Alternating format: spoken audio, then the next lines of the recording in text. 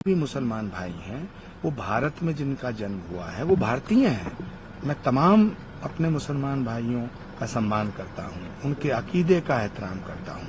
भारत धार्मिक स्वतंत्रता का अधिकार देता है, सबको अपने अपनी तरीके से पूजा करने का अधिकार है, लेकिन राजनीति में होने का मतलब ये नहीं है कि सच को स्वीकारना गुनाह है।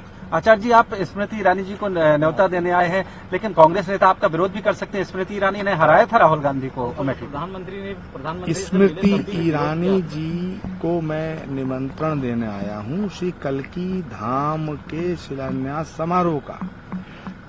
मैं भाजपा के नेता के रूप में उनको आमंत्रित करने नहीं आया हूँ। मैं उन्हें एक महान राम भक्त, कृष्ण भक्त, देवी भक्त, कल्की भक्त के रूप में उन्हें आमंत्रित करने। स्वामी प्रसाद मौर्य ने एक बार फिर से राम मंदिर पर सवाल उठा दिया। नरेंद्र मोदी को न्योता देने पहुंचे, तब भी कांग्रेस पार्टी ने विरोध किया। अगर देश के प्रधानमंत्री को न्योता देना, स्मृति ईरानी जी को न्योता देना, रक्षा मंत्री को न्योता देना गुनाह है, तो मैं इस गुनाह की सजा भुगतने के लिए तैयार हूँ। स्वामी प्रसाद मौर्य ने राम मंदिर पर एक बार फिर से प्राण प्रतिष्ठा के कार्यक्रम पर सवाल उठा दिया है। उन्होंने बीजेपी का और आरएसएस का इस तरीके से बता दिया है। आपको लगता है कि एक के बाद एक लगातार इस तरीके के बयान देते रहते हैं, खासतौर पर सनातन? स्वामी प्रसाद मौर्य ने अखिलेश यादव जी और उनकी पार्टी को खत्म करने की सुपारी ले रखी है, और मुझे लगता है 2024 में उनका नाम लेने वाला भी कोई नहीं बचेगा। बीजेपी टिकट देती है, चुनाव लड़ेंगे आप आचार्य जी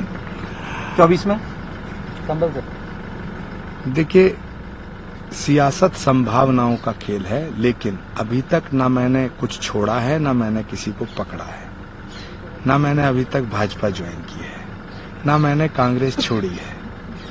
अब ये फैसला कांग्रेस पार्टी को करना है कि वो क्या सोचते हैं। लेकिन अभी आपका एक बयान भी था जिसमें आपने कहा था कि जयंत चौधरी जब प्रयास लग रहे हैं कि वो बीजेपी में आ रहे हैं, आपने ये बयान दिया कि डूबते जहाज में कोई सवार नहीं होना चाहता। इसका क्या मतलब माना जाए? देखिए, इंडिया गठबंधन का अंतिम संस्कार नीतीश कुमार जी ने पटना में कर दिया और जयंत चौधरी जी श्राद्ध कर देंगे। मैं श्री कल्की धाम शिलान्यास समारोह के लिए सर माइक केवल निकल गई, केवल आदरणीय लगाने का स्मृति ईरानी जी को निमंत्रण देना है। अरे वो हमारे उत्तर प्रदेश से सांसद हैं, केंद्र में मंत्री हैं और भगवान की भक्त हैं, माँ भगवती की भक्त हैं। श्री कल्की भगवान के विषय में, श्री कल्की धाम के विषय में उनसे खूब चर्चा हुई।